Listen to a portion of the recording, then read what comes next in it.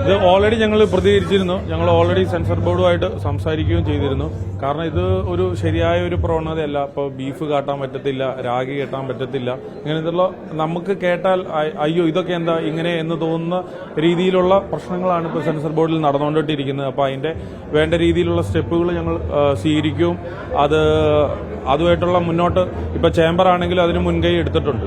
അല്ല ഇപ്പൊ ഇങ്ങനെ ഓരോ സിനിമകൾക്ക് ഇങ്ങനെ വേറെ രീതിയിൽ സംഭവിച്ചു കഴിയുമ്പോഴാണല്ലോ നമുക്കിത് അറിയാൻ വേണ്ടിയിട്ട് പറ്റുക. ഇപ്പൊ എന്നെ സംബന്ധിച്ചും ഞാനിപ്പം 4-5 സിനിമകൾ ഇപ്പോൾ ഇവൻ എടുത്തു വെച്ചിട്ടുണ്ട്. ഇപ്പൊ ഇനി ഇത് വേണം സെൻസർ ചെയ്യാൻ വേണ്ടിയിട്ട് പോകാൻ വേണ്ടിയിട്ട് ചെന്ന് കഴിയുമ്പോഴാണ് ഇതിന്റെ അകത്ത് ഏതാണ് നമ്മൾ എടുത്തു വെച്ച സീനിൽ ഏതാണ് ആവശ്യമുള്ളത്, ഏതിനോടാണ് കട്ട് പറയുക, അല്ലെങ്കിൽ ഏതിനോടാണ് മ്യൂട്ട് പറയുക എന്നുള്ളത് നമുക്കറിയത്തില്ല. നോർമൽ രീതിയിൽ നമുക്കറിയാം ഏതിനോടൊക്കെയാണ് നമുക്ക് മ്യൂട്ട് പറയുന്നതെന്നുള്ള കാര്യങ്ങൾ അറിയാം, അല്ലെങ്കിൽ എടുക്കാൻ മേലാത്ത സീനുകൾ ഏതാണെന്നുള്ളത് നമുക്ക് വളരെ വ്യക്തമായിട്ട് അറിയാം. നമ്മുടെയൊക്കെ ആയിക്കോട്ടെ, നമ്മുടെ ഡയറക്ടർക്ക് ആയിക്കോട്ടെ, ഇതിന്റെ റൈറ്റർക്കൊക്കെ വളരെ ബോധ്യമുണ്ട്.